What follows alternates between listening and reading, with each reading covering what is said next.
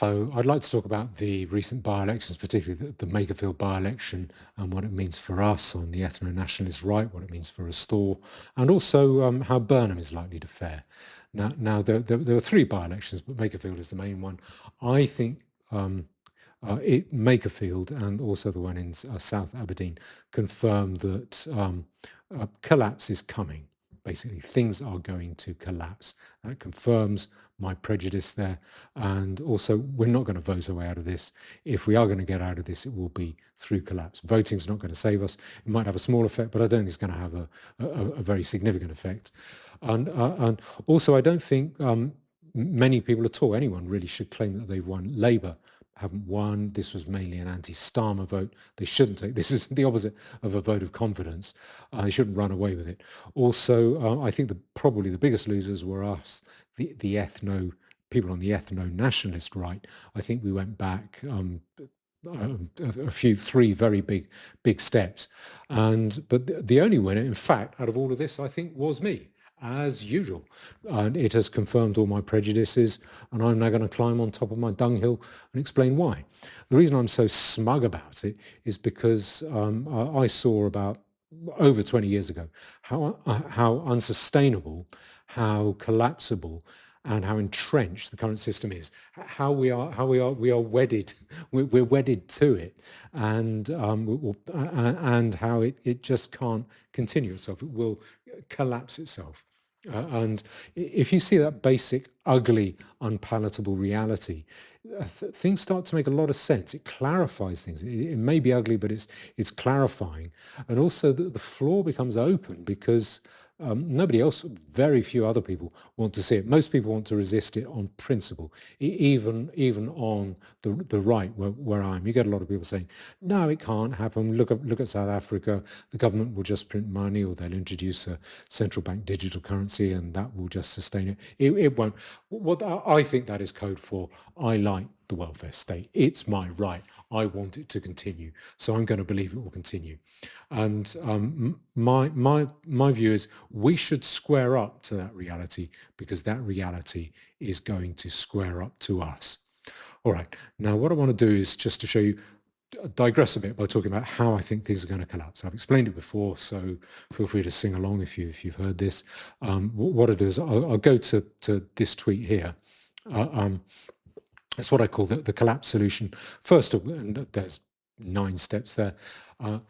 First of all, I think the economy is likely to break down. I think that's going to happen, and basically through the weight of debt, but also the weight of government intervention in the economy, and the size of the welfare state and the demands that we make of it. I think that means it will collapse, and when it happens, that'll happen fast and messy. And then if the economy breaks down, then the state goes broke. And the bad news is, if the state runs out of any money, it can't give us money in the form of welfare. And if the welfare state breaks down, I think that will just smash the social contract. We won't see any reason to obey the state. That's the purpose of the state, basically to manage the economy and provide welfare. And so the state authority, I think, will then break down. Crime and disorder then explodes when you get it. That's traditional whenever you get a breakdown in the state authority. And the crucial thing, I put it at number 5, is if the state breaks down and the state can't then provide law, what you'll find is we will have to provide law for ourselves. We'll have to do it ourselves. And the way what will happen is we'll simply, private legal codes will arise, which we join like a club, just voting with our feet, just not voting on it, just joining or not joining, because we want the protection of the law. We want to show other people that they are protected if they live near us or if they deal with us.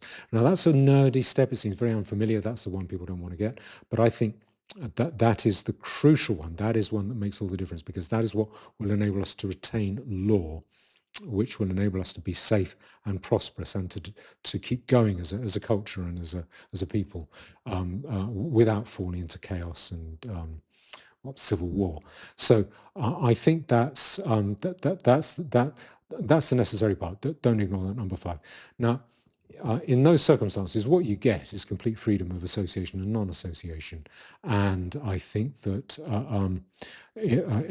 if that happens, I think that will formalize the hard ethnic and racial separation that populations will quickly fall into, and then you'll get basically English enclaves with a pretty strict policy of separation, and foreign enclaves, a lot of assorted different, very mutually very hostile foreigner enclaves. And now those foreign enclaves within our country, I think they will immediately, very quickly, they will fall into hellish conditions if they're deprived of contact with the English population, with no source of income, no welfare, no way to maintain essential services, essential amenities like water and electricity and drainage. And those conditions will become lethal fast. And then I think those foreigners will be amenable to returning to their homelands because they'll be stuck in unsurvivable, hellish enclaves full of war, violence, and disease and destitution. And I think that they'll say, well, why even your most hardened jihadi will probably say, there's no point staying here to die. We might as well go home where we can live. It's a dirt hole back home, but at least I can survive there. So that's how I think things will collapse. Now, the next question is when. When do I think that's likely to happen? Well, when do I think that's likely to begin? Well, I've been through the economic problems before. I'll do it again. I won't do it here because there's enough time. The basic things like the size of government debt, the size of corporate debt, the size of housing debt, the whole debt bubble, government deficits in particular. That's the one to watch. That's the telltale. Interest rates rising on a long upward interest and inflation curve, which I think we are on now, historically, just like a 30-year interest rate curve. Productivity just falling, just won't grow. The only way we're able to maintain the level of production is by increasing the population, because productivity keeps falling. I think that's as a result of QE and also human QE through mass immigration. Tax rates higher than they've ever been, the exodus of the rich, mass immigration and money printing. I think all of those things those are the things that will cause the system to collapse, but primarily the level of debt and deficit. And I would say my timeline for this is early next decade. It could be as soon as about 2031. I think it might be a bit later. Things always take longer than you think they're going to do. I'm sticking with that timeline for now.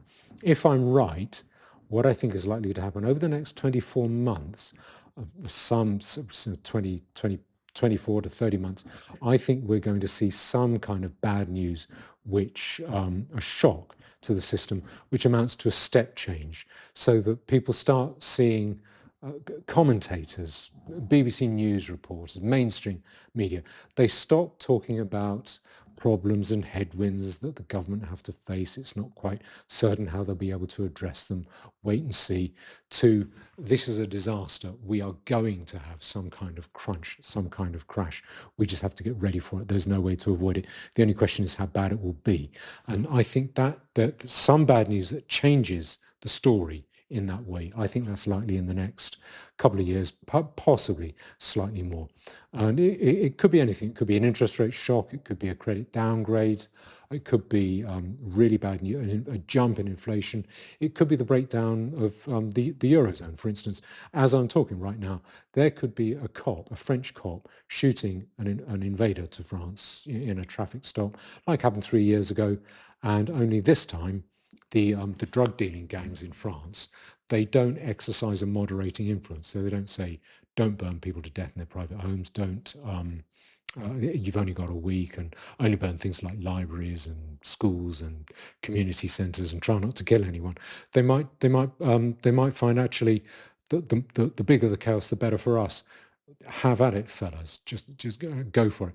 And then what you could see is the French economy breaking down. And then the French decide to leave the eurozone in hopes of going it alone, to cancel their debts out, and that crashes the eurozone. And then that in turn crashes us because we're so close to the eurozone. There are all kinds of ways it could play out, but I think it'll be some time over the next 2 years, maybe a bit more. And if that happens, I think it will then after that take 2 or 3 years for that disaster to play out, that financial disaster to play out. That could happen under Starmer, could happen under Burnham. And from then, from that disaster, I think you've got about 18 months till that translates through into political meltdown. It could be a lot sooner than that, because I think the scale of the collapse this time, given the size of the debt bubble and the pervasiveness of the debt bubble, the way it's percolated through every aspect of the economy, so that you have what's called the everything bubble, every asset inflated by with borrowed money. That means that a breakdown could happen extremely fast, and the timing for that is generally, historically, is when the deficit hits, the annual deficit hits 20% of GDP. And that could happen fast. The deficit can go up 4 or 5 times in a year. And when that happens, it will be quick, it'll be messy. There won't be time to prepare once it's on us. And I think there'll be a lot of panic, a lot of confusion, a lot of anger. And I don't think if Andy Burnham is Prime Minister at that stage, I don't think he'll be counting himself lucky. That anger will be directed towards him. Okay, Makerfield. Let me look at the Makerfield result. If I go to that next tab there, that is that's a Sky News report. There, the Makerfield by-election is just, there's loads of them. I've chosen this one. It shows the numbers and the percentages. So what it shows is Burnham got nearly 25,000 votes, nearly 55% of the vote. Now, that is not something Labour should be too pleased about, because I think Burnham profited from the anti-reform vote. I don't think people like reform. I don't think people like Farage. And it doesn't really stand for anything. Doesn't inspire anyone. I don't think. And but also an anti-Starmer vote is people who thought, I want this system to continue. And that's where I think it is bad news for us, and why it means collapse, is that so many people, what I think that vote means, hold on, is, if I just do this, what I think that means is that a large proportion of that 55%, what they were thinking is, we want the system to continue. We think it can carry on. We want it to reform itself. Starmer can't do it. We want someone nicer than Starmer to be able to do it. So a belief that a Labour government can sort things out if only a good guy, the right guy, is in place. That's a variety of what's sometimes called the utopian vision, the belief that our problems can be sorted out. The state can manage it. It can manage human nature. It can manage the economy well, and take away all of our serious problems. So we get a kind of utopia where no serious adult problem of survival ever sits on our own shoulders. It's taken care of for us, and somehow that's a natural state of things. If only a nice guy, a decent guy gets into power. The problem being that no one decent ever gets into power. I don't share that point of view at all. I share the opposite point of view, that human nature is flawed. Okay, so that's what we have with the Labour government. That's the bad news. The other bad news is this here, which is that Restore only got 6.8% of the vote, 3,111 votes. I think that there's no way around saying that is bad news. What it shows is that on the big things, the important things, we, the voters, turn to the main parties for solutions. And that is, what I think is significant is the change that there has been, or the contrast between that and the voting that happened during the local elections. So if I, on the 7th of May, so if I go here, hold on, if I go, now that is Great Yarmouth. Now that's not Makerfield, that's basically the other end of the country, but this is how well Rupert Lowe's party did, which is Great Yarmouth first. If you look at they got all 8 seats and another one on the county council. So if you look at them, and the vote share is huge. I mean, they got at least 40%, some of them nearly 50%. that first one, 18 over 1,800 votes, and the next guy got 800 votes, and then you see that the next guy over nearly 1,600 votes. The next one got just 600, and it just goes on. 1,700. The next one got 800. So I mean, a huge majority. So Rupert Lowe swept the board on the local elections, and similarly, if you look at this one in Makerfield itself, this is in the borough of Wigan. What you had was, if I don't know if you can see that, let me just do that. The number of seats that were up for grabs was 24, and they were all won by Reform. And the percentage of the vote that Reform got was 46.2, which is about 21% above what the next party, the Labour Party, got. So, and all of the 8 seats within the Makerfield constituency, they were they were taken by Reform on a big majority. So you would think if that was any kind of indicator that Reform should have won the seat, but no, they got. Hold on, if I just bring this back, bear with me. Right, hold on. Reform there got just under 35% of the vote. So that's pitiful, I reckon. Well, pitiful puts it a bit too strongly. It certainly shows Reform going down. They've gone down since their local election win, and it shows that the voters don't want them to sort out the big problems. They want the main parties, the big parties, the uniparty, to sort out the main problems. Okay, there were 3 by-elections. The other significant one, I think, was this one. That was Aberdeen South, and that one, the SNP had been in power. And if you look here, those are the results. The Tories got 50% of the vote. So I mean, so it's Labour or Tories getting huge, I think slightly over 50% in each case, and really almost double what the SNP got. Again, some people are saying, well, that was about oil, and Aberdeen South likes the oil industry, and the Tories were the only one who were going to get the oil industry going again. I think that what that also shows is that we, the voters, we are looking to the main parties. We're still wedded to the idea that the big parties can sort this out for us. And if only the right guys get into power, we want them to be able to do it. We are still hankering after the system being able to reform itself and solve our problems. It won't.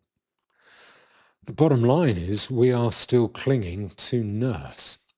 And things are just not moving anywhere near fast enough for us, the remigrating right, the, I'd say, fairly hardline ethno-nationalist right, to ever get into power through voting.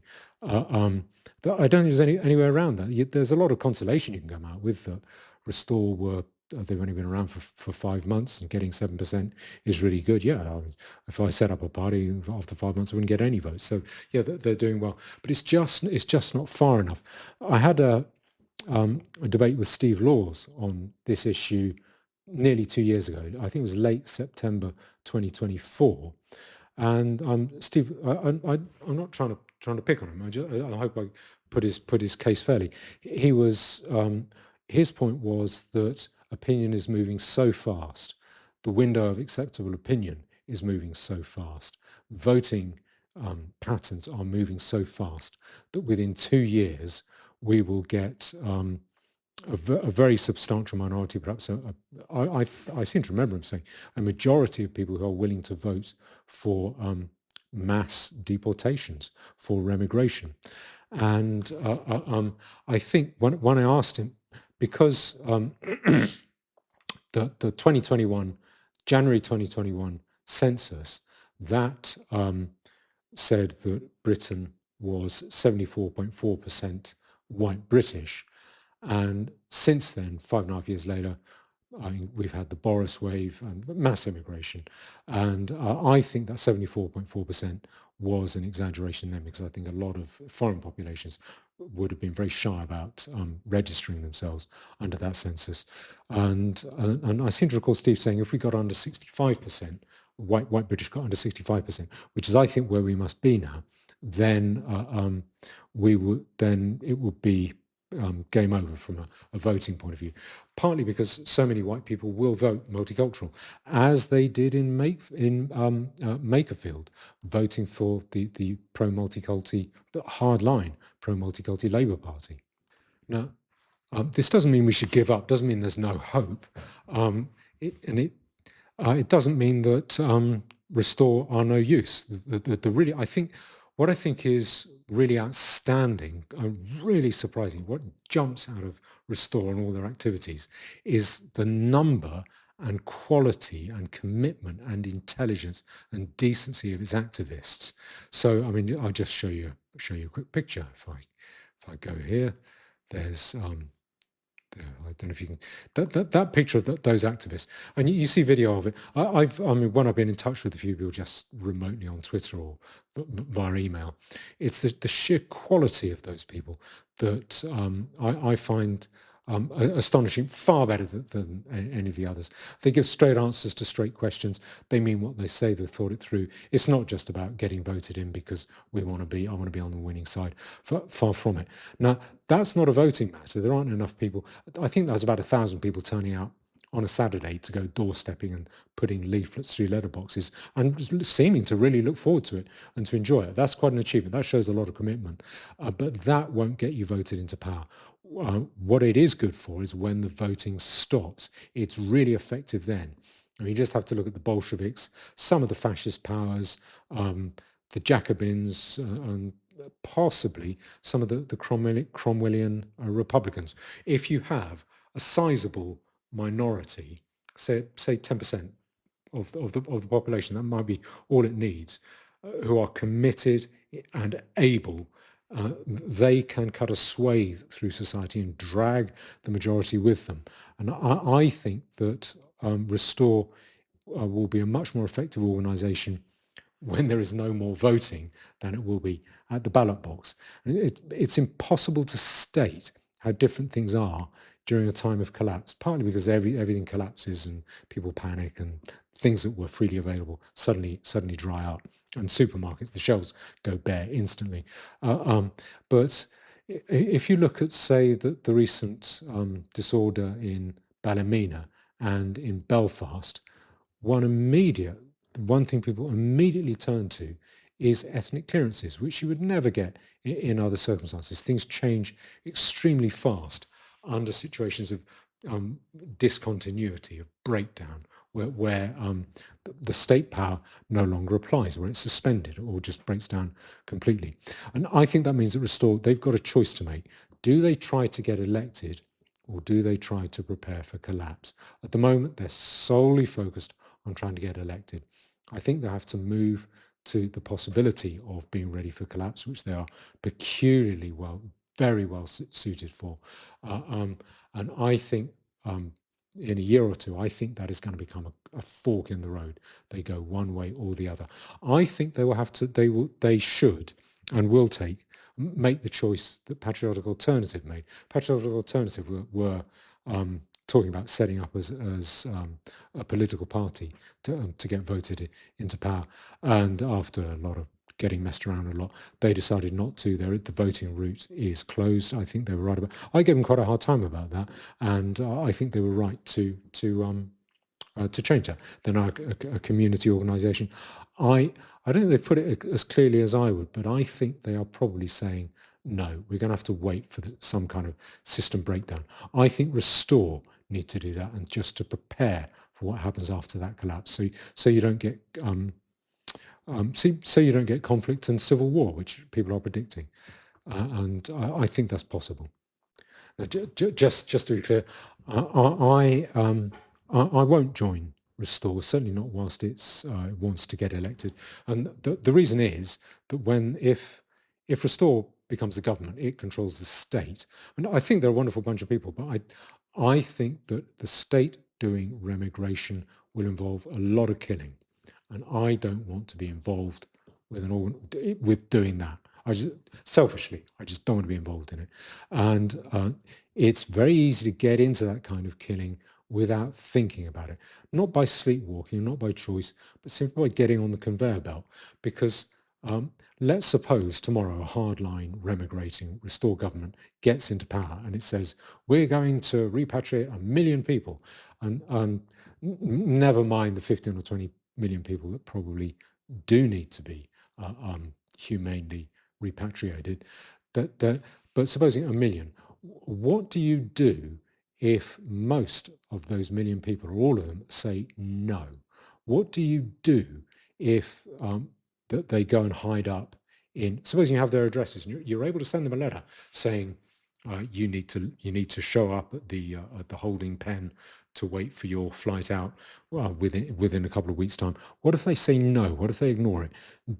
And do you then go into the centre of Birmingham? Do you go into the centre of Bradford or the East End of London? Or what about Leicester or into Leicester to try and grab people? Do you send snatch squads in? Now, if you do that, what if you send the police in and you get roadblocks? You then send in the riot squad. The riot squad's not big enough. After a while, you're going to send the army in, and then you're going to get killing. What if they get ambushed by people jumping down the stairs at them with a knife in each hand? Or if they booby trap the front door? Are soldiers really going to go searching through every crawl space, every cupboard and wardrobe? How's this going to work? I think inevitably, if you've made a central commitment to do it, and then the other side say, no, we're not playing along. You can't just say, okay, we'll give up on that then. You have to pursue it. You get into a staircase of brutality, which is why I don't think the state can accomplish this. I think the level of brutality will be higher than we are able to motivate ourselves to inflict. I think there will come a point where soldiers will say, I'm just not doing that. I'm not going in, crawling through another flat, looking for people who are trying to stab me, knowing I'm probably going to have to shoot them dead out of self-defense. I just don't want to do it. And so the uh, uh, that again confirms to me that we're not going to vote our way out of this. I think we're going to collapse our way out of this. And just to prove it, here's a nice little graphic that I stuck on Twitter. That's Burnham. That's his view. We're not going to vote our way out of this. We're going to collapse our way out of this. Now, let's turn to Makerfield. Burnham. I think Burnham. Hold on, bear with me. I think he is. It's going to be going. If you go from Starmer to Burnham, that's going to be going from bad to worse, from flab to flimsy. Starmer, to me, looks like a lump of flab. He's inert. He can't. He just doesn't think. He's got this sort of heavy weight. He comes down on you like a lump of flab. He thinks like a lump of flab. He is a lump of flab. And Burnham, I think he's just he just sort of floats with any breeze. He just doesn't seem to have the backbone. It doesn't seem to have what you need, which is the ability to dig your heels in and be a hard man and to force through really, really unpopular decisions. I'll come to that in a minute. But I mean, he was an MP under the Blair and Brown governments, a minister, and surprisingly negligible. I mean, I'd completely forgotten that he was health secretary, so that's Wes Streeting's role, i.e. in charge of the NHS. I didn't know, I'd forgotten about that. Maybe I knew it once, but I forgot about it. He was chief secretary to the Treasury, that's supposed to be the hatchet man, a chief bookkeeper for the Chancellor, the guy who calls in a junior minister and crushes him about his new spending plan, saying, you're not spending that, we're worse than broke. If you say that again, you're fired. Now look at this spreadsheet. You see, those are the numbers. There isn't the money for your fantasy plans. Now get out. That's what that kind of guy has to be like. Cross between a nerd and a hatchet man. And he was also Secretary of State for Culture. Well, what a bore. What did he do of any cultural significance at all? I mean, how has British culture improved as a result of any of them? I didn't even know. It didn't make any impression on me. And I quite like a bit of culture, thanks very much. So, and he's also extremely malleable. He just flip-flops. The word is flimsy. On Brexit, on welfare rights for immigrants and asylum seekers, car emissions, the debt markets. He lacks the spine. He lacks what's necessary. What you need, because we probably need to cut uh, um, state spending by, I would say, by about 15%, just to stabilize the situation. I think there are something like 1,200 hospitals in the UK. 15%, that would be the best part of 200 hospitals. I think there'd be about 1,800 hospitals. I mean, sorry, 180 hospitals. I mean, that's there's no way he has the backbone to say, oh, we're going to close 50 hospitals, and also to say we're going to close 50 hospitals and their function will not be transferred anywhere else. That will be that number of operations that we don't do. That will be those doctors will get fired, those nurses will get fired, and we're going to cut social care. We're going to freeze pensions. Forget about the triple lock. We'll cut pensions. There's no way he's going to stand up and say, and you are going to vote on this, and if you vote it down, it will immediately come back into Parliament, and you'll vote it 24/7 all summer until it goes through. And if you want to get me out, then you have a vote of no confidence. You'll lose your jobs before I do. I'll see it through. You need that kind of stubborn, almost sort of suicidally stubborn character. And he's the total opposite. And what he talks about, the big thing he talks about, is really his own little word. It means him. It means Burnham, and that is Manchesterism. And Manchesterism is about credit boom, or it rides on the back of credit boom. It's about the state subsidizing big business in order to tempt big business in to provide basically a consumer boom and a speculation boom. It's not about production. There's nothing organic about it. Well, I'll go through it in more detail, but it just rides the back of low interest rates and plentiful money available for borrowing. It's decadent. Now, I'd like to go into this in a bit more detail, but in a minute. First, what I want to look at is this article by in the Critic. This is a hatchet job, but it actually has quite a lot of truth to it. Give me a second. I fact checked this, and this does check out. Whilst there in Manchester, Burnham, has increased its need to borrow by £1 billion. Yeah, that checks out, and sits on 1.4 billion of external debt, which is 825%. So 8.25 times it's the Greater Manchester Authority's annual revenue. So that's how much. That's just its external debt. There's another form of debt that I'll go into, but he has borrowed all of this from central government via the Debt Management Office. He's never had to consider markets or convince anyone he's good for the cash. The Treasury has just cut him a cheque for preferential rates anytime he wanted the money. It's not quite any time. They're supposed to follow guidelines, but it's basically him borrowing from central government. But all of that bears out. Now, the pattern with him is he got into office, he racked up debt fast, and then he kept it high but reasonably stable. So what I want to do is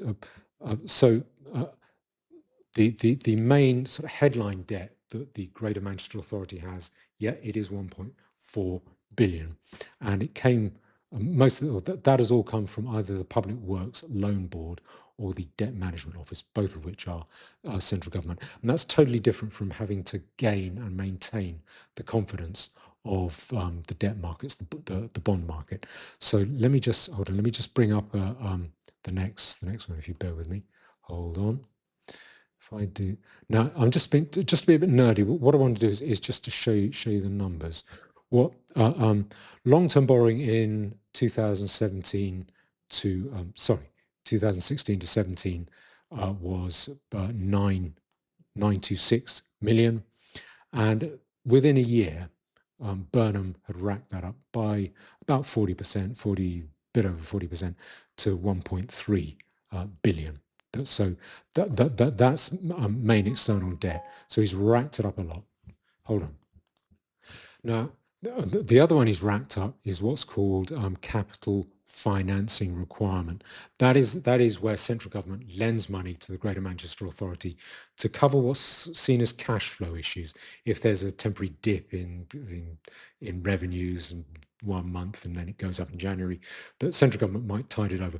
But it also covers capital investment projects, which Burnham was able to get from central government in order to, quote, pump prime uh, uh, uh, um, uh, development by private businessmen, by developers.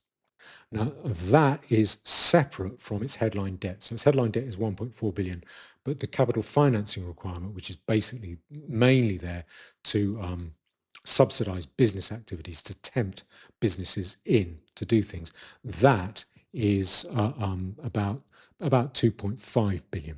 So give me a second. Now that capital financing requirement, you can see in 2016 to 17, i.e. before Burnham, it was 1.18, yeah, 1.18 billion. And then 2 years later, he got it up to 2.13 billion. And then what you find is by 2025, now it's about 2.5 billion. So what that's about is okay, so that capital funding requirement in the year before Burnham got into power, that was 1.18 billion. And then 2 years later, he's got it up to 2.13 billion. And then today it's about 2.5 billion. And that is mainly, that's money that is to be stuck into to put into projects to take up the risky bit so that developers will feel this is a risk-free development, we can get in. It's basically subsidizing development. That's what it's doing. Now, all of this may be a bit nerdy, but it explains what I think what Burnham has done and what he's going to do and why he's going to fail. So I want to carry on being a little bit nerdy for a while longer. Now, if I look at this, this document comes from from Manchester's own itself, the Greater Manchester Combined Authority. So basically the mayor's office. And this is from 2025, November 2025. So if I go down to 7.2, wherever I was, hold on, I'll just find it. Bear with me. Okay, there it is. It says, we are driving forward a 10-year program of growth and prevention that will reshape. This is hideous corporate speak. Corporatism, that's the marriage between government and big business. That's what it means. It's revolting. It's extremely decadent. It's extremely unfair. It's wide open to corruption and all kinds of abuse. And we should have learned about it from the 70s. We haven't. We're trying to return to that now. So we are driving forward. I don't want to hate read this. We are driving forward a 10-year program of growth and prevention that will reshape our places, drive growth and deliver lasting impact across all of Greater Manchester. Through the recommendations in this report, we are backing the initial investment in our integrated pipeline.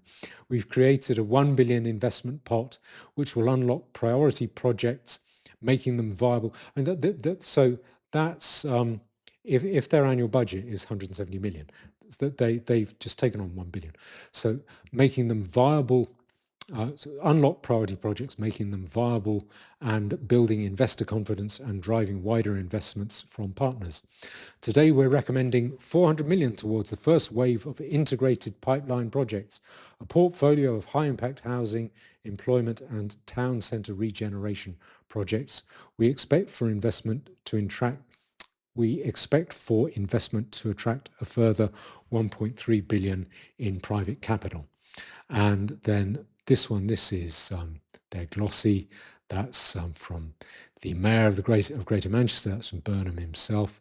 And these lines: with our devolved powers, we've created a 1 billion GM Good Growth Fund. So not the integrated pipeline, but the Good Growth Fund, same thing, to turbocharge regeneration with the potential to create around 12,000 jobs in construction alone. This is about construction. This is not about a business, it's about construction. That's significant. With another 10,000 jobs at the new employment sites, our integrated pipeline builds.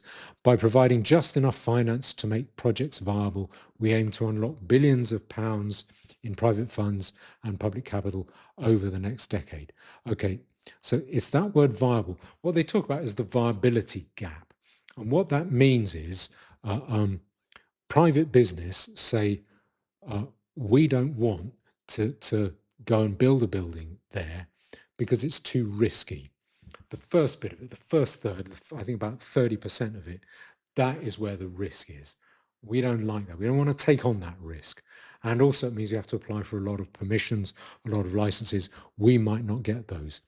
And so what then happens is the Greater Manchester Authority, they go to them and they say, don't worry, we will take on that first 30%, and which will tend to include a lot of permissions and licenses, and we will invest that risky first bit, and then you come in once we've taken the risk away, and then you invest the rest of it, you develop it, and then when it's all up and running, you buy us out, we get our money out, and we put it into another project. So it's recycling money to that they call to pump prime, or to plug the viability gap, to make it safe, risk-free, and easy for developers to get on board and then take over. If I wanted to build a house on my garden, they wouldn't do that for me. They do it for the big boys. It's back scratching, I think. Hold on. It means other things. It has other implications, which are that regulators will get can be shafted, because at that early stage, if the Greater Manchester Authority is putting in, say, 100 million pounds, then there's a pretty good likelihood that they're going to go to the person dealing with planning permission, building regulations or highways, and they're going to say, we don't want you to say no. I've never seen a local authority refuse itself planning permission, by the way. But they're going to say, we don't want you to refuse. They might say to the highways guy, you're not here to find problems to stop this. You are here to find solutions to make it go through.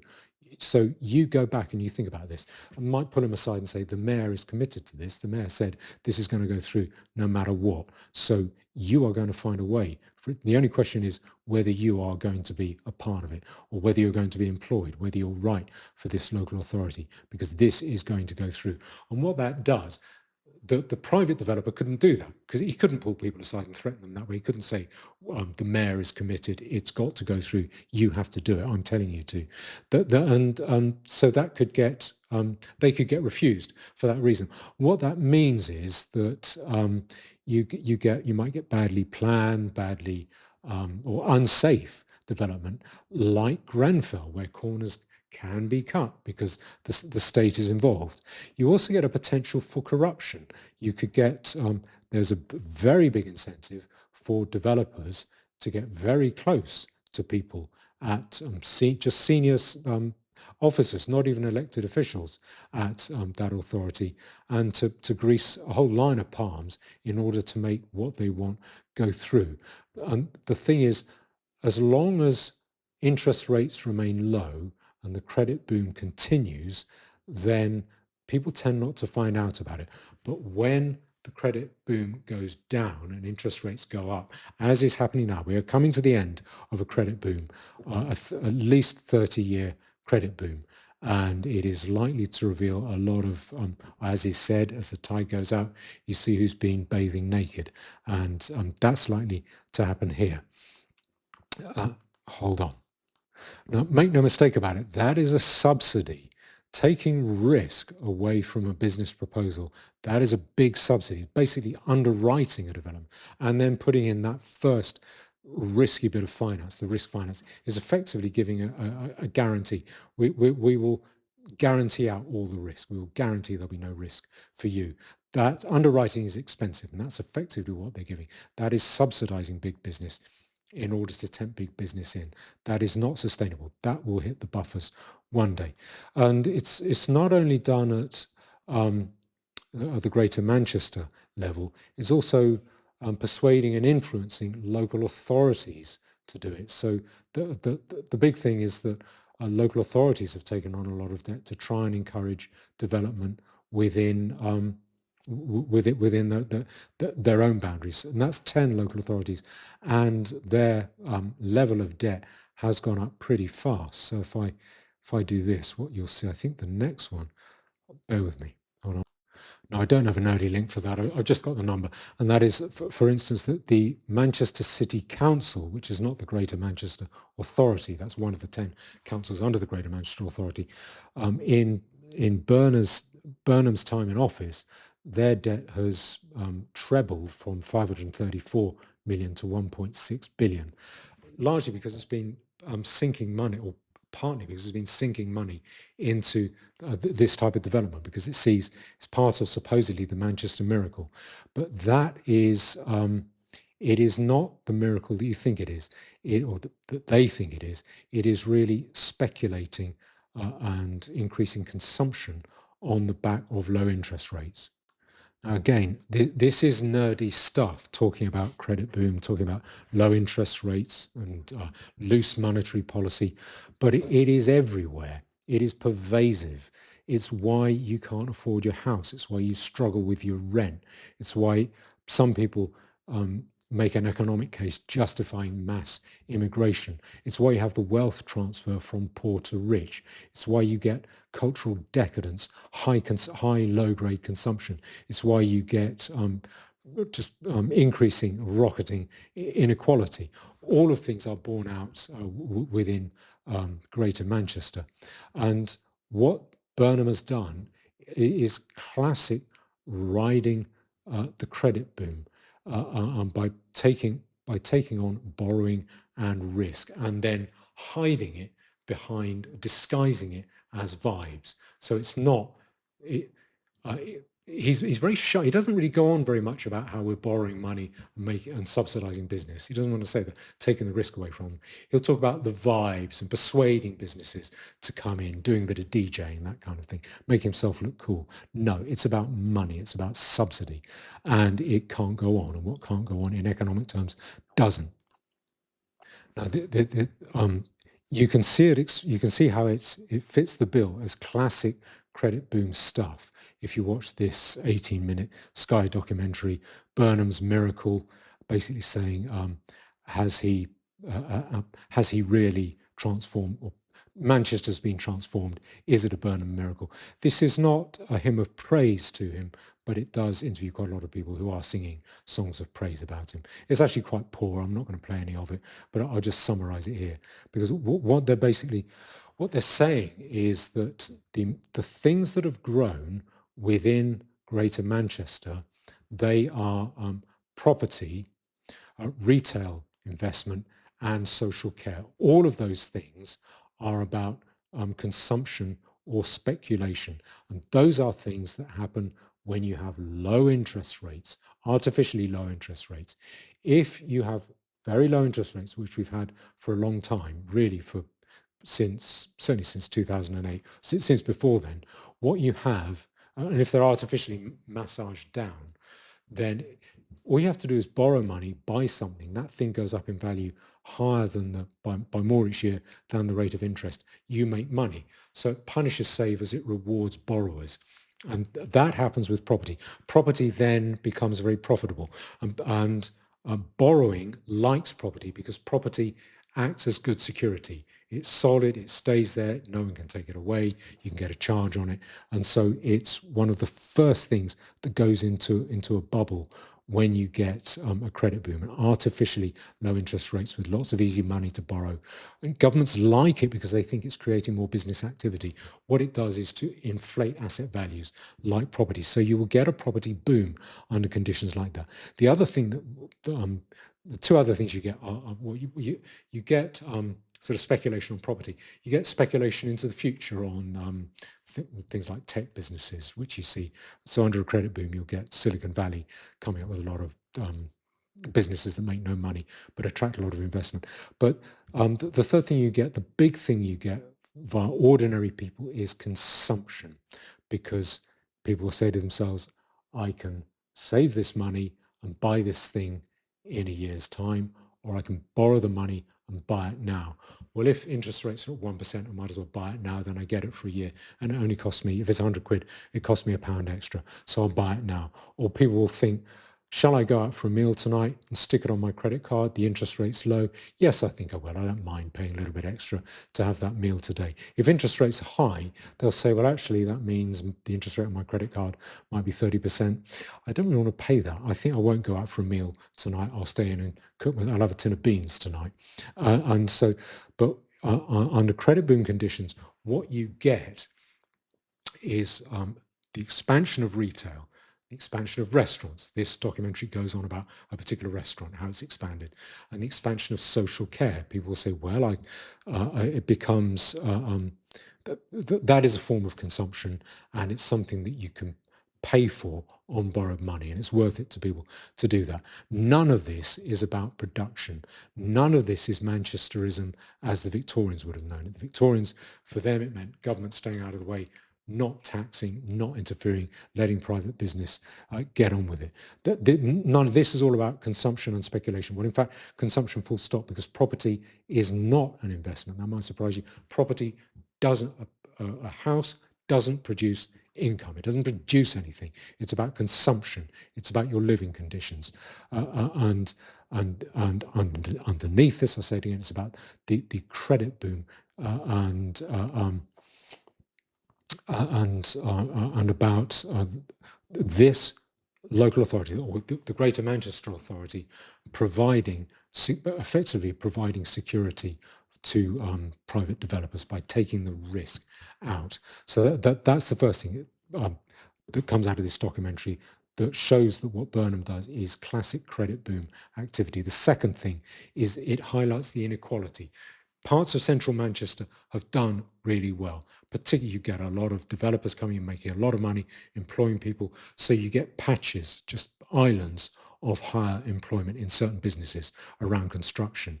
But the outlying authorities, places like Stockport, have high unemployment, high levels of poverty. And I think 6 out of the 10 are below the average wage, or below the minimum wage. But they have high levels. They are categorized as poor local authorities.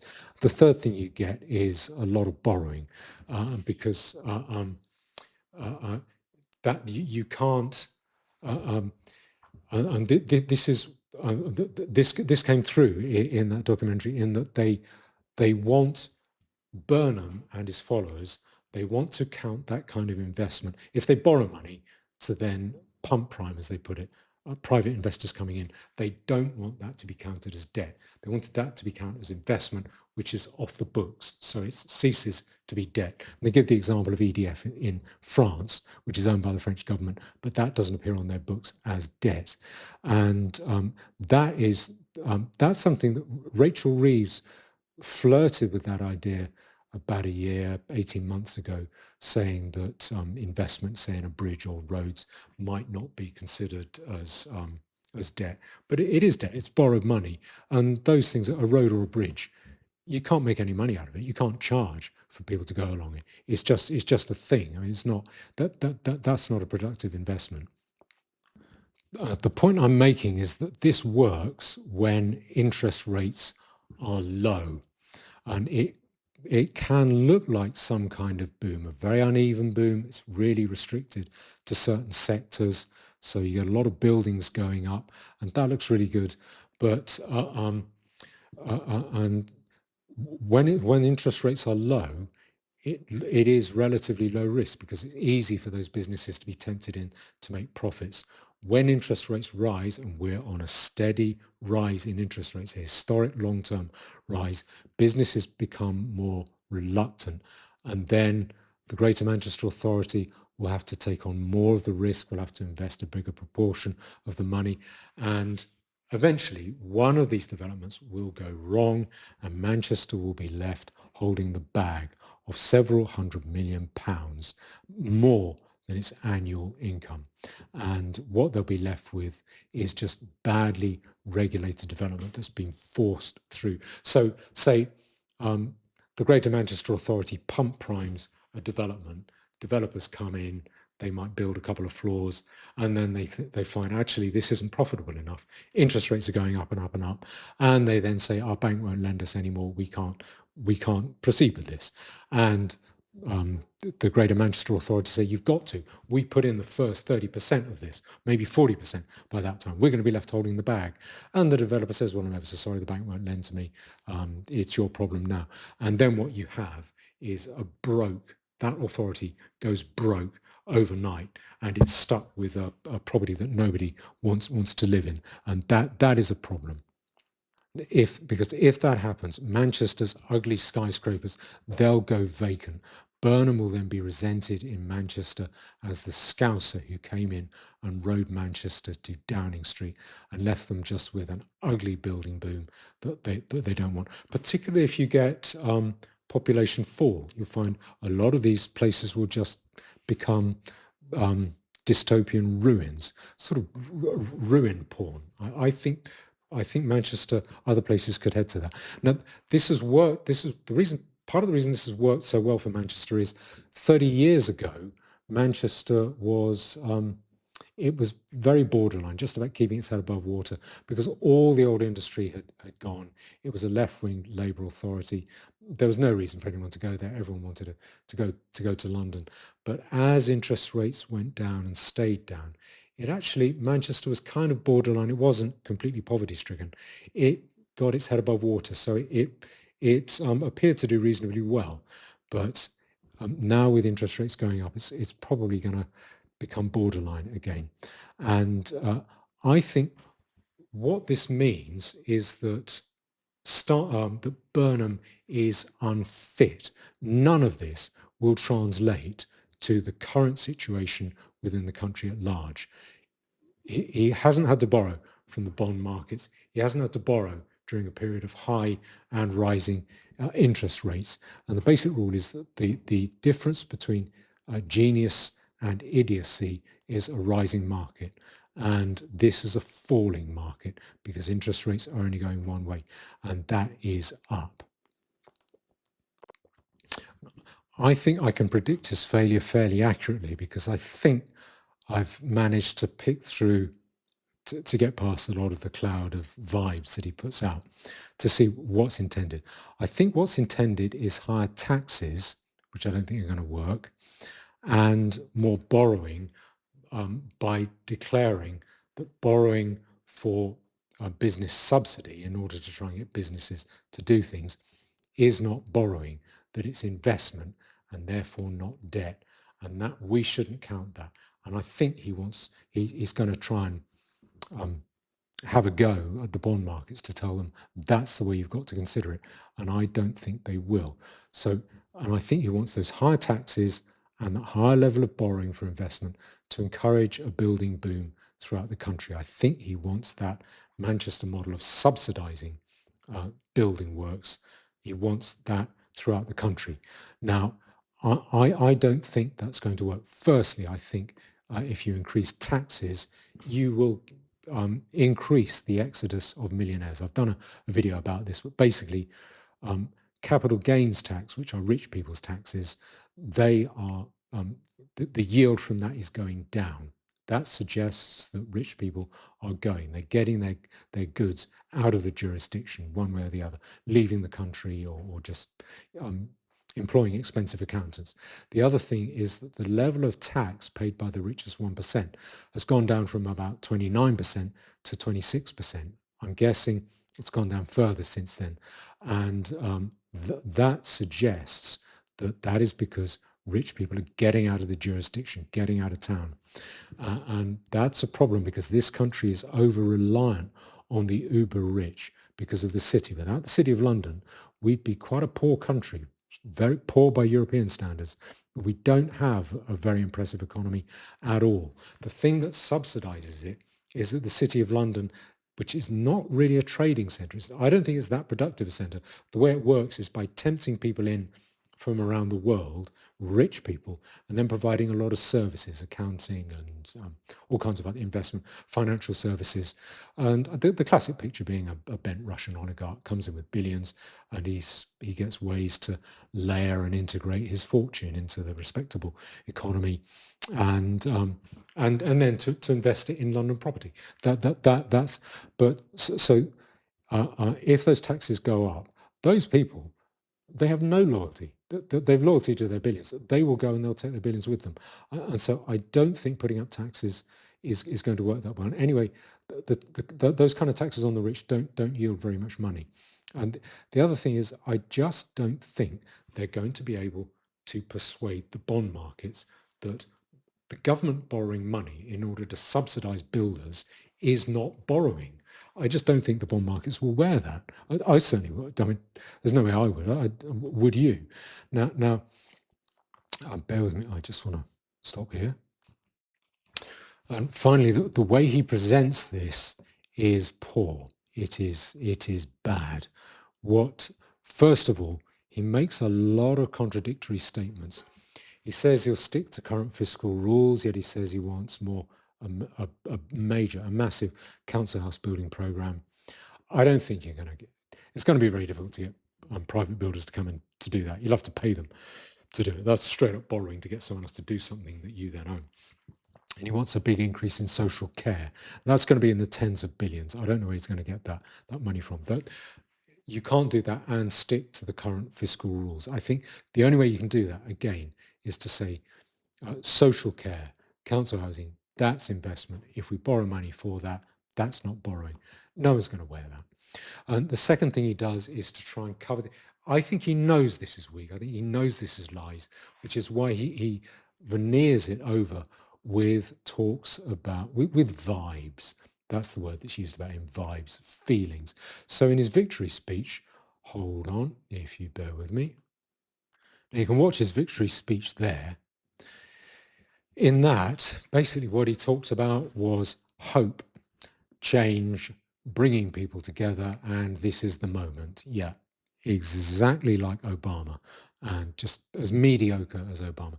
But when someone says there's going to be hope, there's going to be change, and I can bring people together, I've got such a great personality, what that means is they've got nothing except self-love, and that's what I think he's got. He probably believes his own PR. He doesn't have anything else, and you can see it also in this next one. So if you bear with me, that one. This is, if I go there. Now I want to play a little bit of this one because I think it's so vague. You get it. This is what he said the day after his victory. This is where he's got the applauding crowd. He can't resist it. And I mean it. The word Makerfield in the future must be known as a byword for the change that came to British politics. This is the moment. We've been on a path for 40 years that simply hasn't worked for people and places in this part of the world. And this now is the change moment. We have an opportunity to turn the tide, to make the country feel like it's working again, to make people see that politics can make a positive difference, to make people feel hope again. That is the main thing I think we need in this country right now, for people to feel a sense of hope, that there is something better to work towards on the horizon. This election result has opened up the possibility that we can now move forward together towards that future. Okay, total load of drivel, says nothing, just praising himself, the vibes he's going to bring. He did also say we need to have public procurement. I think, again, that's about borrowing money to subsidise developers. Total load of drivel. He's unfit. Now, underneath all of this, what you have is debt and risk, borrowing and risk, government borrowing money, government taking on risk. And I don't think he understands either. What I want to refer to here is if I go to what he said. What I find astonishing about this is that he said this. Hold on, let me just get rid of that. Yeah, I'm not going to. Okay, what he said here last September, a bit under a year ago, what he said is that the UK should not be in hock to the bond markets, as he outlined measures that he believed the Labour government should pursue, including a big council house building programme and the nationalisation of utilities paid for with a rise in taxes on the high paid, a charge on expensive London homes, and 40 billion of extra borrowing. There's no way you can get that extra borrowing. Those taxes are not going to work, as I've said. So, but that phrase, it's basically saying we should dictate to the bond. It sounds like he's saying we should dictate to the bond markets. We should be indifferent to what they think. Now, that is from a guy who was chief secretary to the Treasury. It shows he learned nothing. He just, I mean, that is, that's like your accountant saying you should be able to rob a bank. I mean, there's no way that anyone who was chief secretary of the Treasury should be able to even think that. It's a pathetic thing. All that does is to scare off bondholders. What it will mean is interest rates on government debt will go up by about 0.25% just because he said that. And so what he then did was to come out and to say, next, hold on if you bear with me, is that that he didn't in fact say that. My argument has always been that politicians have left the country in hock. If you give up, as we did, the levers of control, this means nothing. You end up losing control of public spending and not able to get a productive, efficient state as a result. My argument is about kind of retaking that control so that you can give yourself some headroom and not be always looking over your shoulder. If I was a bondholder, I would think, well, that confirms he's going to be a bad risk. The bottom line is that this man is negligible. He's malleable. I would say he is putty. He'll be putty in the hands of his own backbenchers, weaker than Starmer. And I think he is quite likely to usher in, given the statements he said and what he wants to do, I think he's very likely to usher in some kind of breakdown. And I think that breakdown will come before we or Restore or the ethno-nationalist right in general are able to get voted into power. Thank you.